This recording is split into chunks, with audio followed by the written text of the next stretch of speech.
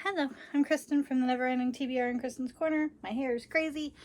I did not do a TBR video this month because I knew it was going to be a crazy month.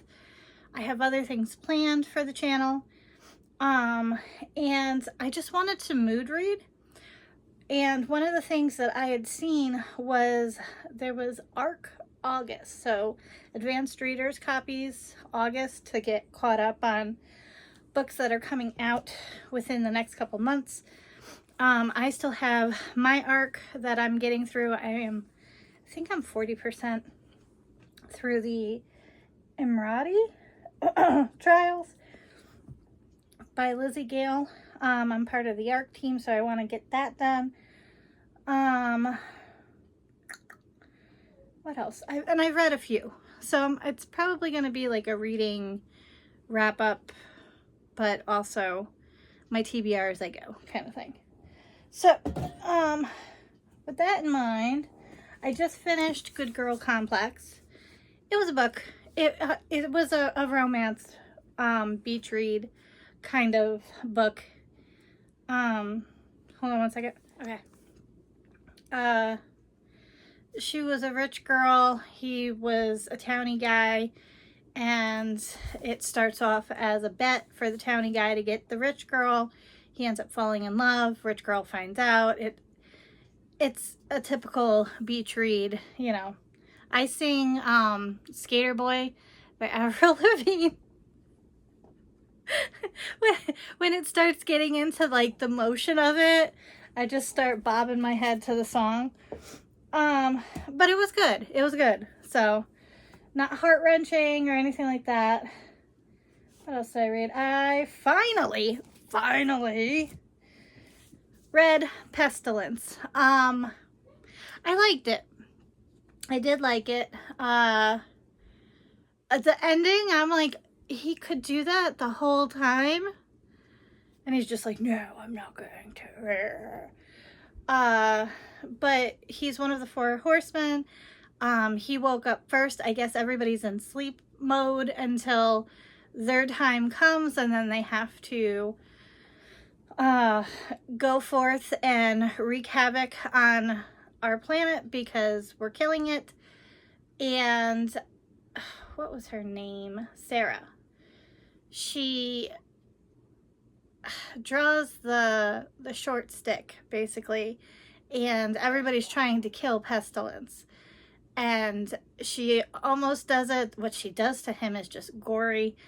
And for whatever reason, he gives her mercy and ends up just becoming more human throughout the book. I cracked up at the hot chocolate scene and the apple pie scene. Just because I always find it funny when other worldly things try our food and they're like, oh, it smells like trash, but I really like it. It's like, welcome to apple pie, dude. But yeah, I did like it. I did buy the audiobook so that I could immersion read this, but it's time. I have to get it done. I have to send it on.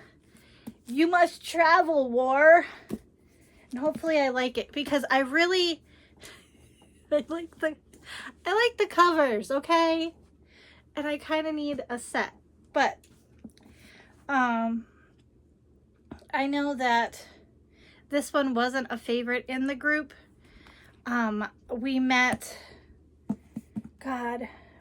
Death in Pestilence. And I think that I would read the series just to find out what happens in his book, because the descriptors of him are so unique, but very mythology-esque, biblical kind of thing.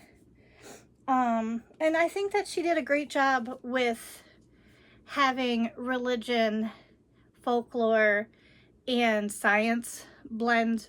I think she did that really well. So this is on the table. What else did I read? Oh gosh. Ugh, come here.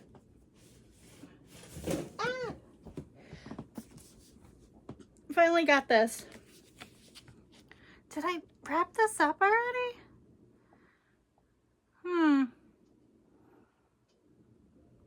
I might have put this, this might be the video I started with. Anyway, finish this. I didn't know it was a part of the series. I do want to read the Mr. Mercedes book. I liked Holly. The couple in here was wild.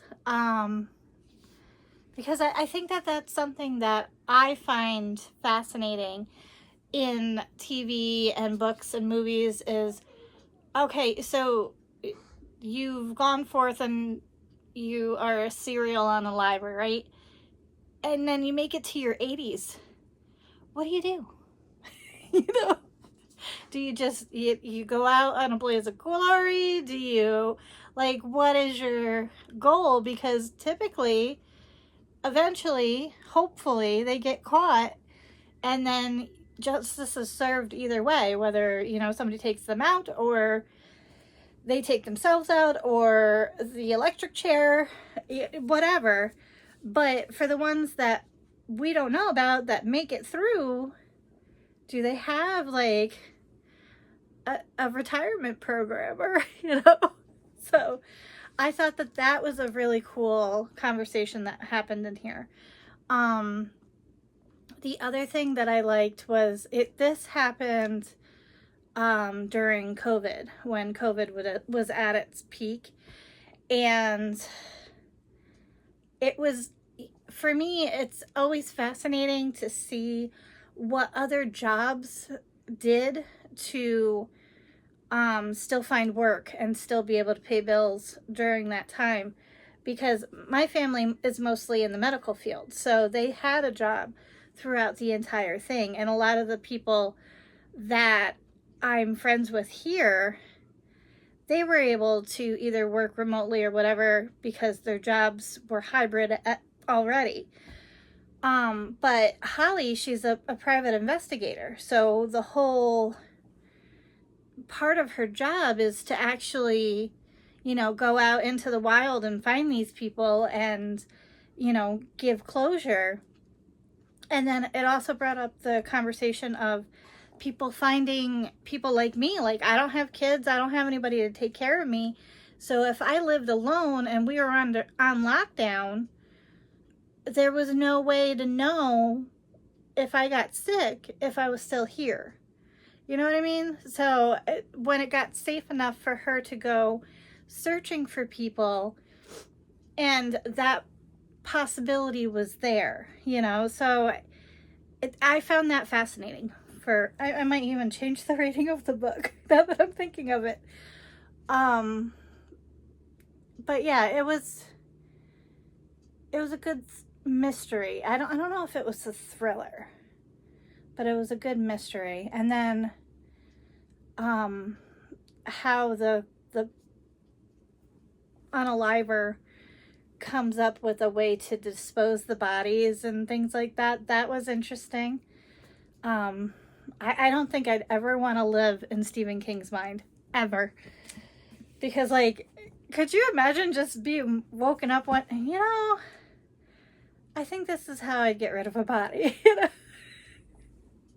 If I was in my age now and I didn't want to carry things and do things, how would I do it, you know? And my brain couldn't. I swore I read another book. Give me a second. Nope, that was it. Those were the 3 books that I read. And they can go find a place in my home. You're next. You're next. And then, oh, hold on. So, I just got this off of Hoopla. And I got the dramatized version.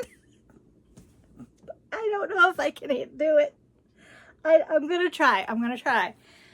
The first, it's broken up into 2 parts. So I don't know. But all I can think of is Paul Rubin from Buffy the Vampire Slayer when he gets staked in the heart and he's going, ooh, ah, ee, ah. Because they already started. This one girl is like running up a flight of stairs. So I'm like, I don't know when it gets to Smexy time whether or not I'm going to be able to handle that. I don't know. But this is up.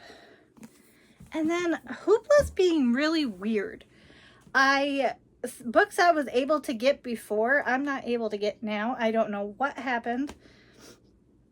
I'm gonna switch it to LA County and see if I have more books.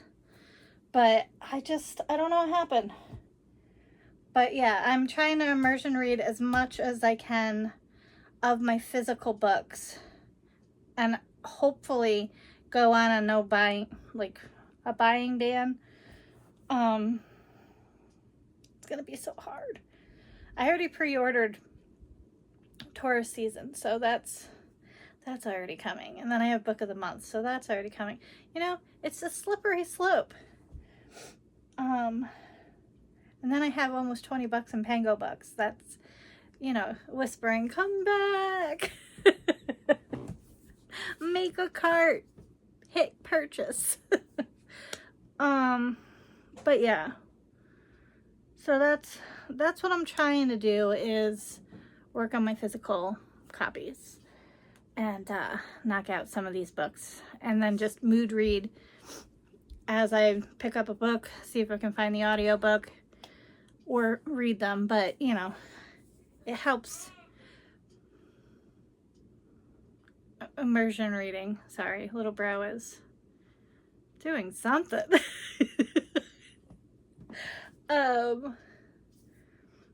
But yeah, because he goes back to school. What else is going on? Well, I have birthday parties almost every week or every other weekend. So having my earbuds in helps.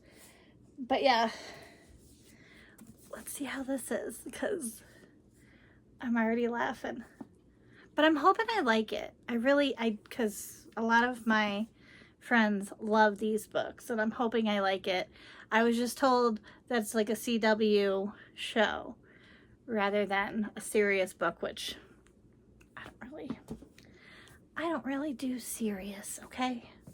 So yeah, that's where we're at. Hello, welcome back. So I have read my ARC book by Lizzie Gale, the Emirati Trials. I'm going to do like an ARC review as I want to do it in September, I think.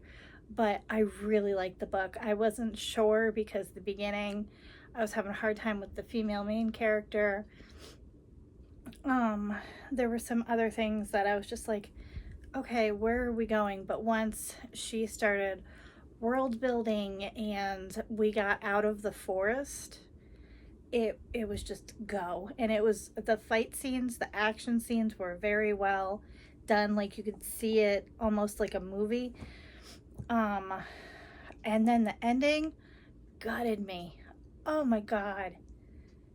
And then like the trials, they felt like they were rushed, but they were going to be anyway because they were kind of rigged.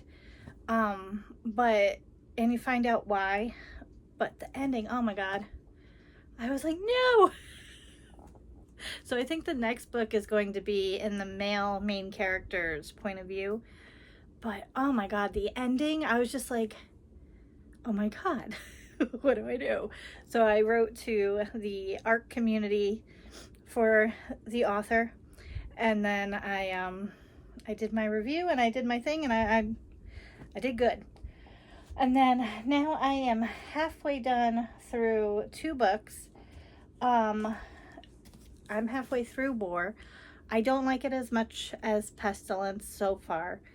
I am having a hard time with the female main character, and I'm having a hard time with the world building. The author, Laura Thalassa, she did a great job going through Canada and North America, because I feel because she's from there. But this book it starts off in Israel, I believe. And Miriam, she, I don't know, she's just, there's nothing special about her. I think that had she been a more strategic and logistic kind of character, like in Pestilence, oh God, what was her name? I can't remember her name. Was it? No, it wasn't my name. It wasn't Kristen. I don't know. It doesn't matter. What matters is she was a firefighter and she was able to have empathy and compassion along with the trainings that she had gone through. So it didn't make anything that she saw easier, but she was able to adapt and grow as a character where I don't feel Miriam is at all. Her Miriam's mother she taught history, I believe, and she was also in the Israeli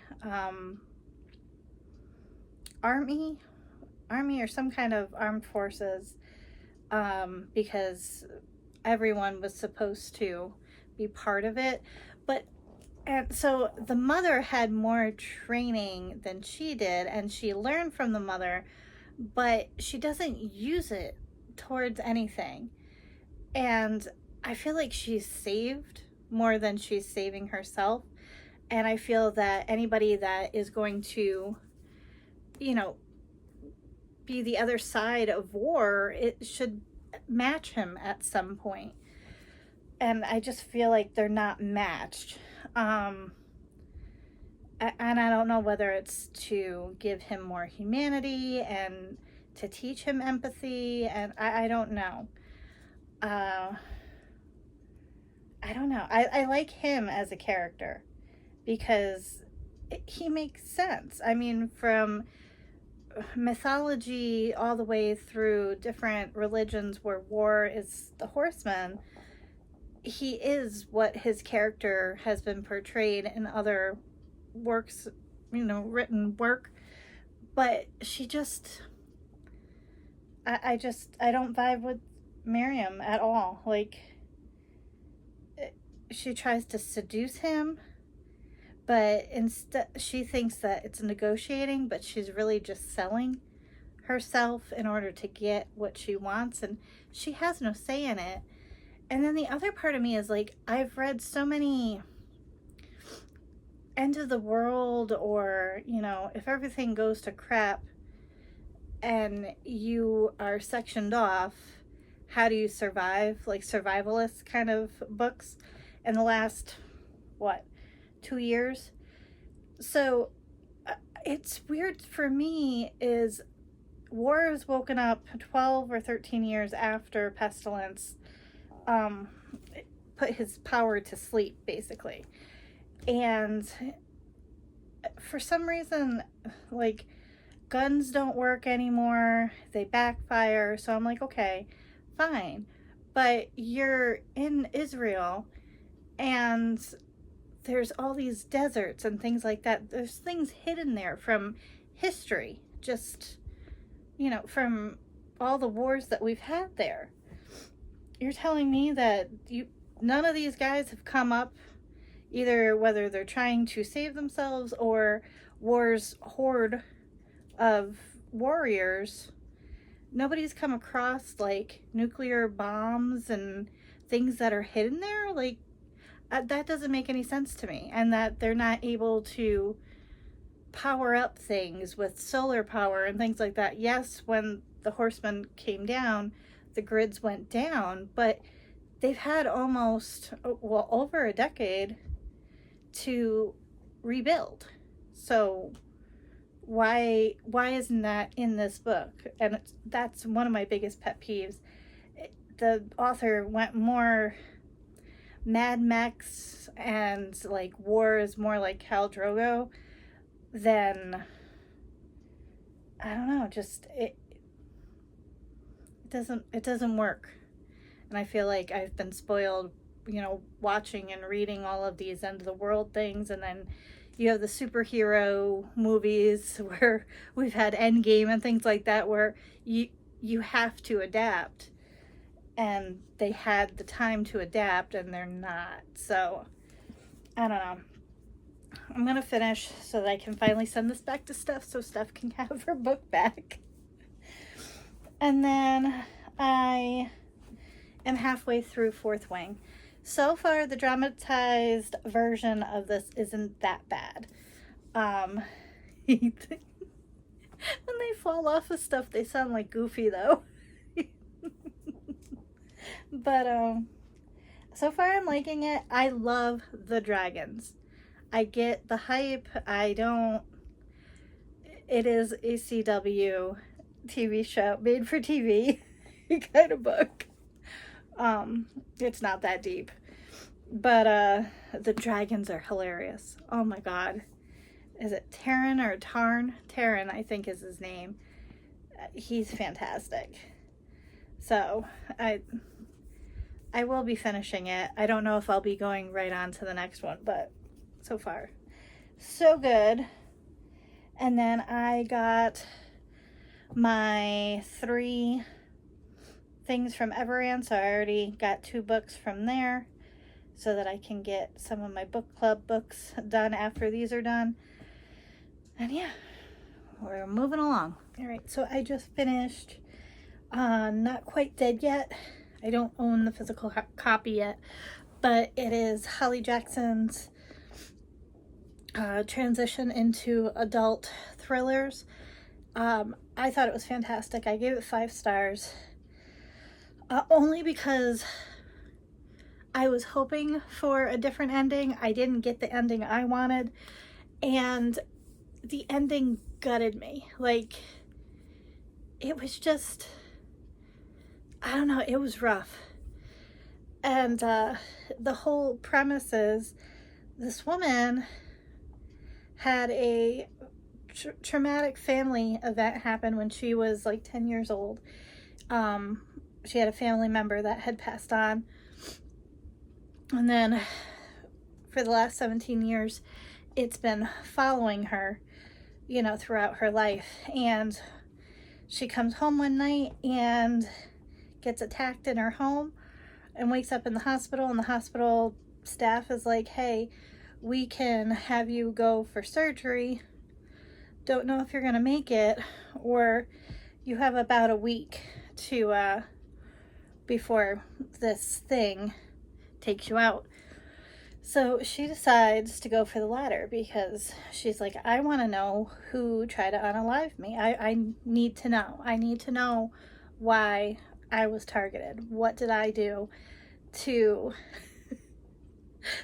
have this happen to me in my own home, So she teams up with her best friend from her childhood, and the main character's name is Jet, the female main character, and she's not a nice person. She isn't. She's a total ASS, but I liked her because she did not give an F. She gave a lot of Fs out. That's one of my only critiques for the book, is that they used the F word a lot. And then my other critique is the adults are late 20s, early 30s, most of them, or at least their point of views, and they read like teenagers. But I also know people in real life that talk and act like that, and they are in their late 20s going into their 30s. So hold on one second, I gotta sneeze. It's still stuck, whatever. So yeah, she decides to do that, and she starts unearthing and uncovering family secrets and all these things, and it's heartbreaking, because as she goes throughout the week, because she decided not to get medical care, she starts losing the ability to function certain parts of her body, and it was rough. It was rough, but it was a good read. So cannot wait to see what the Thrills and Chills book club thinks of it. But I ate it. I would have ate it in one day. Oh, that was my tummy, sorry. But I broke it up into 2 days. So yeah, it was a good thriller. I'm curious where she's going to go from here, because I love Good Girls Guide to Murder. That series was top tier for me. And 5 Survivor, you've seen what I've thought of that. It was okay. But yeah, I still have to read, is it Rachel Price is the name of the book? The Reappearance of Rachel Price. I still have to read that. But I'm curious where she's going to go with her adult novels going forward. And the other thing is I've realized that I'm now too old for the age group that most books are marketed for. And I think that that's why they're not hitting for me. And that hurts on the inside. I'm too old. But yeah. I think I'm gonna start the Smoke one. That's with April's book club. I'm not sure, because I still have to read Love and Horrors book club book, and then I have to listen to the Swoony Readers pick, because I won it last month, so I want to, join in. And I still have to finish Fourth Wing. I still have some things, but it's only the 14th, so. And I always get this way, like halfway through, where I'm like, oh my God, I have all these books I have to read by the end of the month. I don't. I always feel like that, so. On to the next one. Oh my God, I just did my video about what's been going on Book Talk, and I forgot to let you know that I read Smoke and Scar. What was it? Smoke and Scar. This book was amazing. It was the Mood Readers book club book for the month. It was fantastic. It's 470 pages, but it is fantasy adventure. It is absolutely awesome. There are trials. I don't just go in blind. Go in blind. If you like Lord of the Rings versus, not really Hunger Games, but kind of, and Dungeons and Dragons and that kind of stuff, then this is the book for you. It was top tier. There were parts of the book where I needed to put it down because things happened, and I was like, whoa, that was intense. I would love to know what the publicist for the author or the editor, and they're like, okay, we need, certain chapters, and they're like, okay, I really liked what you did with this, that, and the other thing. What do you see in future trials or whatever? And this author looked at them and was like, you know what? I'm thinking Hydra fireworm. Yep. They're gonna come across a Hydra fireworm. And it's terrifying. The way it's described, what it does, oh my God. I was clutching my Kindle going, oh my God, they're not going to make it. Somebody's going to die. And then something happens. I was like, oh my God. And then this other character, there's this one character, for all reasons, should not be there. And they finally figure out that they are the weakest link And they're like, I shouldn't be here. You know, I keep getting saved or something happens, but they have like this panic attack. And oh my God. I had to put the book down. I was like, oh my God. So I know I didn't do it justice at all, but it was really, really good. So if you're looking for a really good fantasy adventure book, pick that up.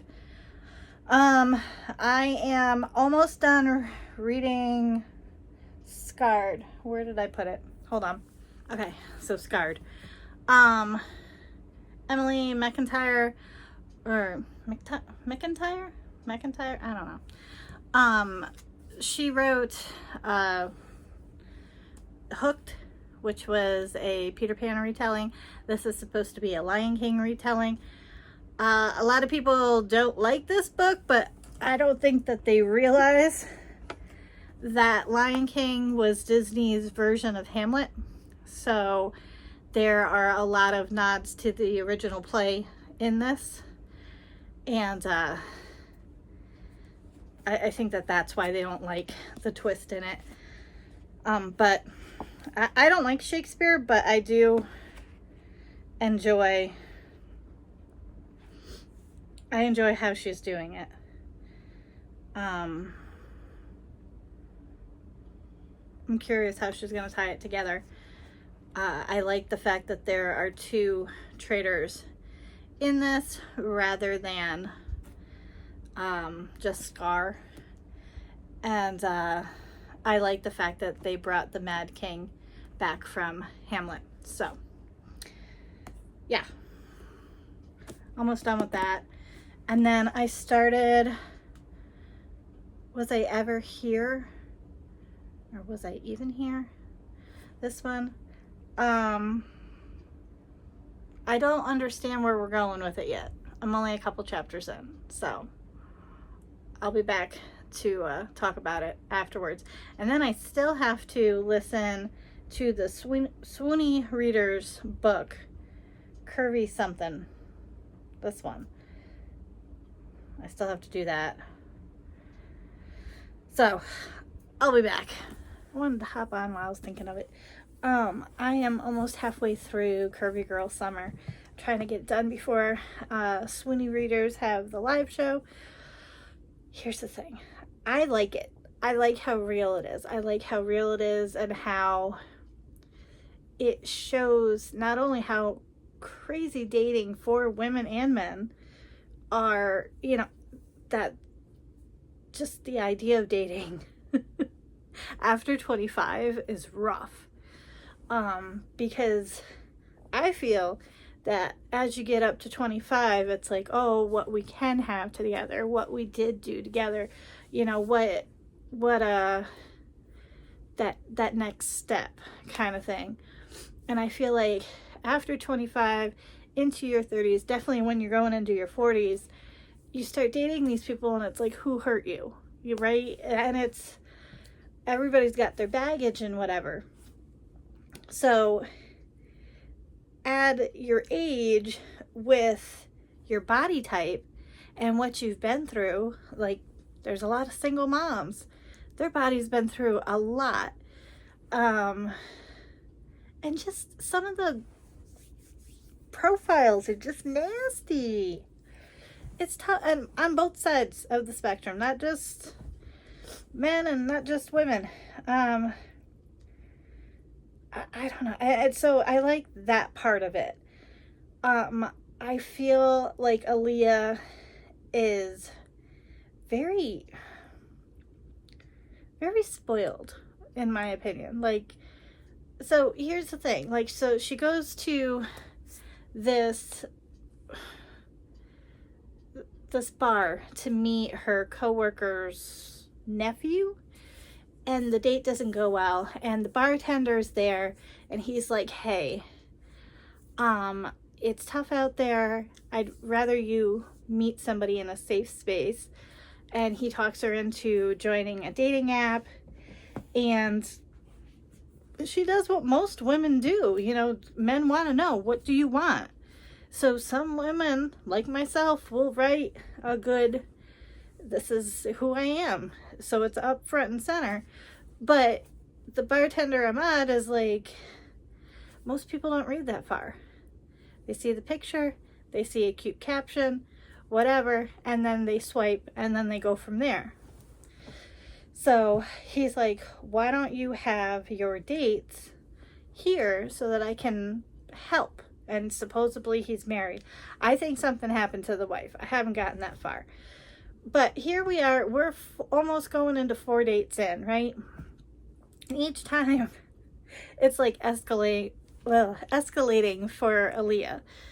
And, you know, the first date after, you know, that they make this decision for her to take her Tinder type dates to this bar,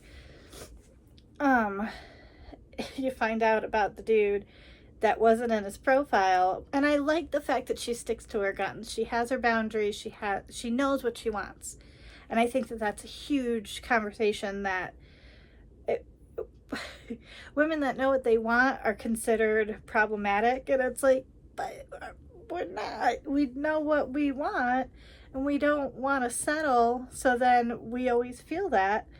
And then that's going to be a problem down the road all the time. And as you get older, you know that. So anyway, so the first date goes not okay. The second date, it escalates. And now we're going into the third date. And Ahmad, after the second date, is like, you know what? Why don't you come out with my guy friends and I, so that you can see that there are men that can be friendly with you and not, there's no hookup at the end. You know, just to show that guys are always these skeevy, nasty people that she's finding on Tinder. Or they call it Tinderfish. So, anyway, so they go to this club, they have feelings. Now, that boundary that he's married is there. And not once has Aaliyah asked him about his wife. And I'm like, out of respect to the wife, I don't know. Maybe I'm just built different, that I'm nosy and I'm just like, hey, you know, where's your wife? What does she do? You know, do you have any kids? I'm that kind of friend. I mean, if it's a friendship, then it should be two-sided. And I just don't feel that she is. I feel like Aaliyah is very shallow for what she wants to do. I understand why, and I understand, you know, that she's overshadowed by the sister and everything like that. But and then the uncle, oh my God. I don't know. I've had a few of those conversations with family. I mean, they weren't going to offer me a yacht if I got married. But, yeah, I don't know.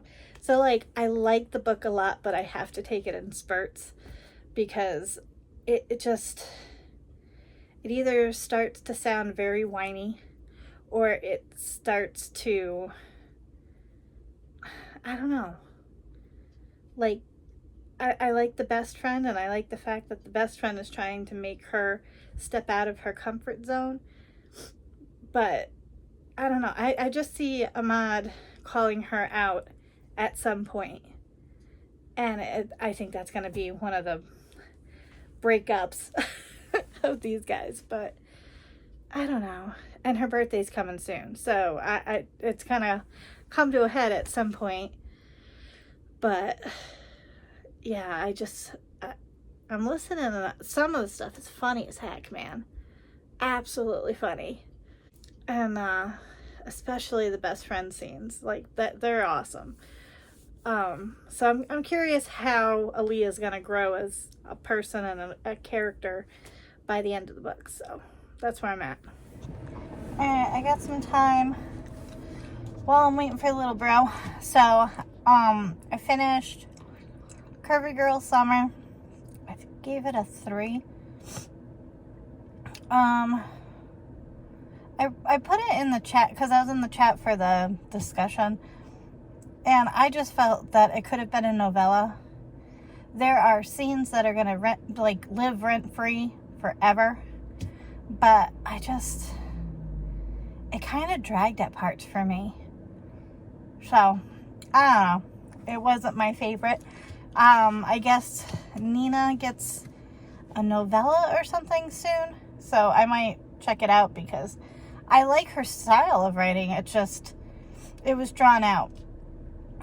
And all the dates but a lot of the dates are very true to story, so it's like, I don't know, it just didn't hit for me. Another one that didn't hit for me, I've just finished this today. There's No Way I Die First. I had so high hopes for this. I really did. I don't know. I don't know what happened. I gave it 3 stars. But it was about a bunch of rich kids that are having a Halloween party, and it's to celebrate the anniversary of a horror club podcast. Was it a podcast or a YouTube channel? I think it was a podcast.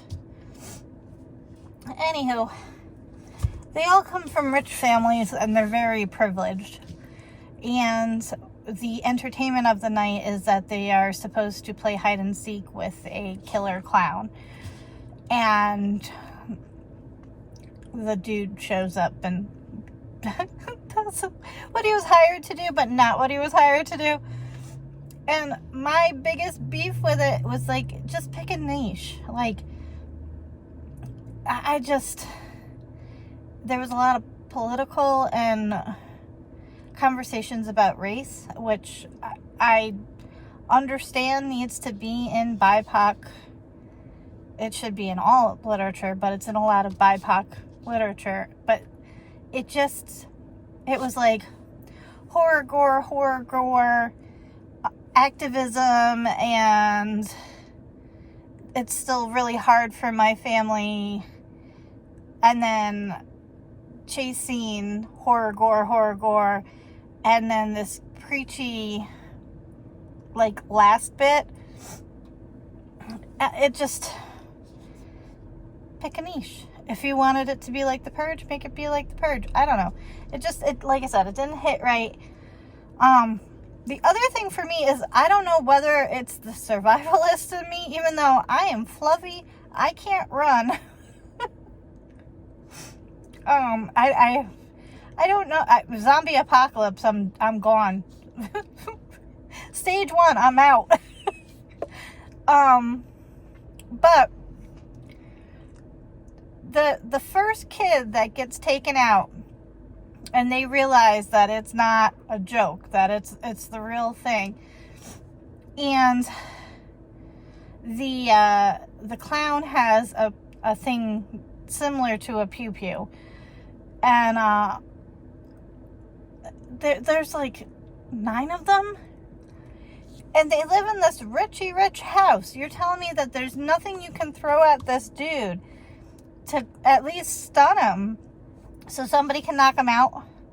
They all scatter, they run, and I'm like, you've watched every horror movie, and the reason why the final girl always becomes the final girl is because that's the one that finally gets to that point where they're gonna take on the big bad head on, you know? So they all know this, and they still ran. I don't know, maybe my fight and flight is different. Granted, I might get unalived a lot sooner than they did. I don't know. So, whatever. Whatchamajigger. And I kind of knew which friend was going to be, because I knew that there was going to be a nod to Scream in it. I don't know. The one would be too obvious. I really thought it was the long-term friend that she's had for years. But whatever. Like I said, wasn't the worst one I've ever read. But it didn't hit right. So I am going to end on a bang, hopefully, with this one. And I'm still reading Was I Ever Here, but I have a feeling I'm going to DNF it because I have no desire to pick it up. None. Like, I don't really want to know what happened to Sunny. I don't want to know what happened to Gary, her boss, that you found out that he was the one that tried to unalive somebody and ran with the money. I don't care. I don't want to know. So, hopefully it picks up. If not, it's going off the board because I have plans for the next 2 months. I have plans, and I'm bringing you with me. Okay. I finished my last book of the month. I did not finish, what was the one? The one with Love and Horror. I haven't finished that one yet. But I did finish Deep End. That came in with my my holds on my library, and I only had 7 days to listen to it, so I gave it a 3. I know that a few of my friends have read it and loved it, and I don't know, it didn't hit for me. There were some really cute things, and I really liked the male main character. I loved the female main character. I kind of zoned out when they did the meets and stuff, and the whole thing about the Olympics and things like that. I wasn't into. But it doesn't mean that it wasn't a good book. It just wasn't my thing. So those were everything that I read. I got up to 12, so that's good. And then I'm starting September with a bang. So I'll see you when I see you.